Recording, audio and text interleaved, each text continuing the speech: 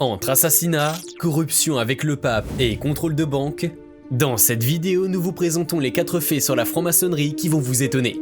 Le dernier est le plus inimaginable. Bonjour les tortues et bienvenue dans cette nouvelle vidéo de Top Tortue. Comme toujours, n'oubliez pas de mettre un pouce vers le haut, de commenter et de partager cette vidéo. Ça aide la chaîne à se faire connaître.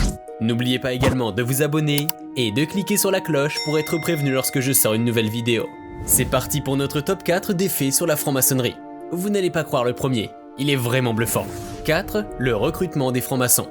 La franc-maçonnerie est une association philosophique apparue en 1598 en Écosse, puis en Angleterre au XVIIe siècle.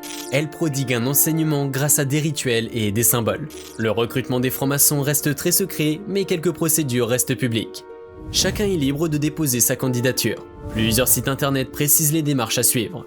Il est possible d'écrire à une loge précise si l'on connaît son adresse, mais en réalité, ces candidatures sont très rares. La franc-maçonnerie se base sur un réseau d'entraide, et ainsi les personnes ne peuvent pas rentrer librement sans passer des sélections.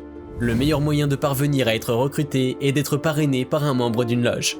La procédure prend du temps car les membres étudient le dossier du demandeur. Son casier judiciaire, sa profession, ses connexions et ses idées sont étudiées.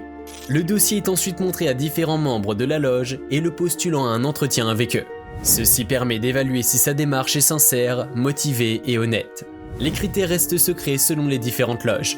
Suite à cette audition, la loge réunie décide d'initier ou non le nouveau membre.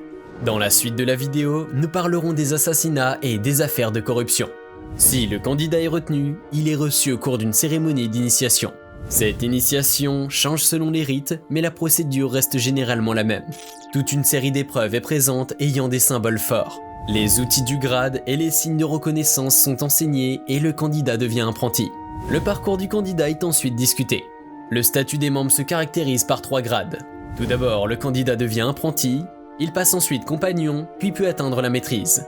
Ces 3 degrés sont complétés par des hauts grades qui sont variables selon différents rites. Nous retrouvons aussi un encadrement particulier lors des loges. 5 personnes encadrent celle-ci. Le vénérable maître en chaire est le président de la loge. Nous retrouvons son bras droit, le premier surveillant, ainsi que le second surveillant. Il y a aussi l'orateur ainsi que le secrétaire. Les tenues sont les réunions des francs-maçons. Elles se déroulent selon le rituel choisi. Les tenues sont assez surprenantes car les francs-maçons y portent des uniformes surprenants. Ils ont un tablier et des gants blancs ainsi que des objets symboliques. Ces tenues sont secrètes et ont lieu à l'occasion d'événements particuliers. 3. Des assassinats et affaires de corruption. Penchons-nous sur la loge P2, appelée Propaganda Douai. Cette loge est qualifiée de loge noire et son existence était clandestine. Durant plusieurs années, cette loge était dirigée par un financier italien qui était impliqué dans de nombreuses affaires criminelles. Cette loge est reconnue comme coupable de la faillite d'une banque liée au Vatican, ainsi que des assassinats de journalistes et de banquiers, ainsi que de corruption. Cette loge était connue comme étant un gouvernement de l'ombre, car avait dans ses rangs des personnalités puissantes et influentes. On y retrouvait des journalistes influents, des élus départementaux, des industriels et des officiers militaires de haut rang. L'influence de cette loge était étendue dans le monde entier. Nous retrouvons notamment des activités liées à cette loge en Amérique latine dans les années 1970. Des révélations ont fuité reconnaissant la participation de cette loge dans la mafia italienne. Lors d'une perquisition, la police a retrouvé 962 noms de membres de la loge secrète. Y figuraient des noms d'importants représentants de l'État, ainsi que des grands officiers militaires et des chefs des services secrets italiens. Cette loge P2 était restée secrète pendant de longues années, avant que sa découverte éclate lors d'une enquête menée par les procureurs sur la faillite de la banque Michel Sindona.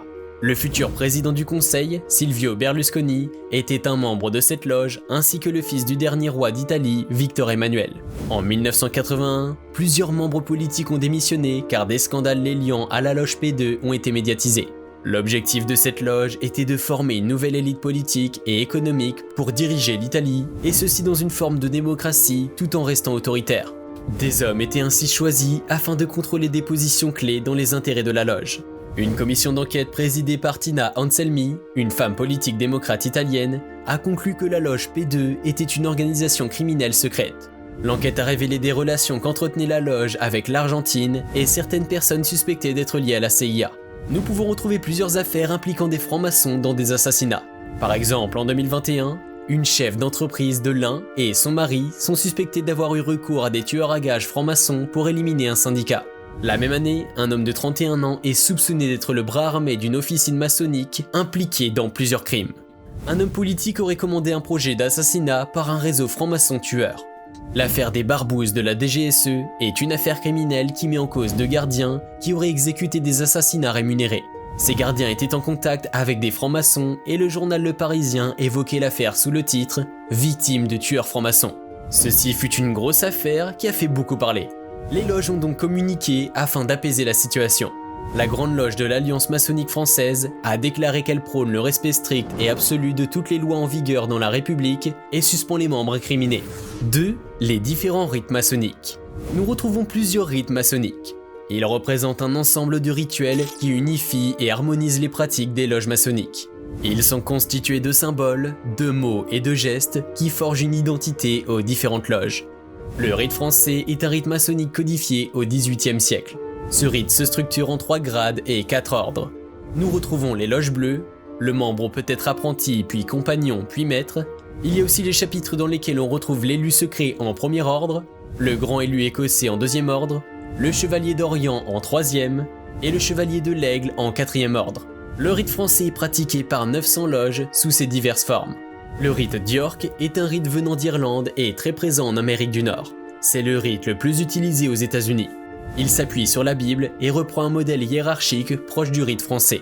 Les pratiques sont assez variées d'un État des États-Unis à un autre. Nous retrouvons aussi le rite écossais ancien qui est présent dans le monde entier. Il a été fondé aux États-Unis et comporte à l'origine que des hauts grades maçonniques. Nous y retrouvons 33 degrés. Ce rite reste très secret, mais Henry Andrew Fraken a rédigé en étroite collaboration avec le responsable un manuscrit contenant les rituels du 15e au 25e degré. D'autres manuscrits ont été rédigés contenant tous les degrés du 4e au 25e. En 1760, une loge de ce rite est connue à la Nouvelle-Orléans et regroupe les hauts gradés du continent. Elle fut très vite déplacée car le traité de Paris en 1963 cède la Nouvelle-Orléans aux Espagnols qui sont hostiles à la franc-maçonnerie. Ce rite était très puissant et avait un conseil suprême en France, aux États-Unis et en Angleterre. Enfin, il existe comme rite principal le rite émulation.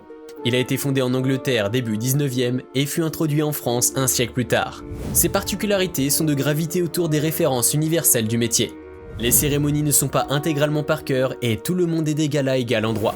1. L'assassinat de Roberto Calvi. Roberto Calvi est un homme d'affaires italien retrouvé mort en 1982 pour des raisons mystérieuses. On le surnommait le banquier de Dieu et il était responsable de Banco Ambrosiano. Cette banque fut l'objet d'un des plus gros scandales impliquant la mafia, la Banque du Vatican et les francs-maçons. Roberto Calvi est un membre de la loge P2 et directeur de la banque. Il a été retrouvé pendu sous un pont à Londres en 1982. Le procès concernant l'affaire Calvi s'est terminé par l'arrestation de Licio Gelli, le grand maître de la loge P2 qui était en cavale à Cannes. Cette affaire est un immense scandale réunissant des magistrats corrompus, des policiers véreux et même le pape. La banque ne pouvait plus payer ses dettes et finit par faire faillite. C'est la plus grosse faillite bancaire italienne après-guerre, laissant un trou de 5 milliards de francs. L'État italien est accusé de ne pas avoir assez surveillé cette banque. Plusieurs hauts fonctionnaires étaient au courant des irrégularités de cette banque. Le pape est aussi impliqué dans ce scandale.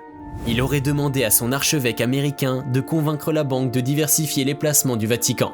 La banque aurait fait faillite en grande partie car des sociétés que l'archevêque avait créées n'ont pas payé leurs dettes.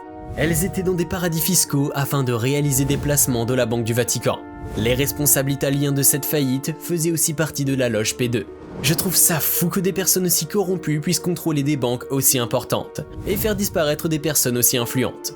J'aimerais avoir vos avis en commentaire sur ces affaires terribles. J'espère que cette vidéo vous a plu et que vous avez appris beaucoup de choses intéressantes. Nous sommes à présent à la fin de notre top 4 des faits sur la franc-maçonnerie. Si vous avez aimé la vidéo, n'hésitez pas à liker et laisser un commentaire. A bientôt.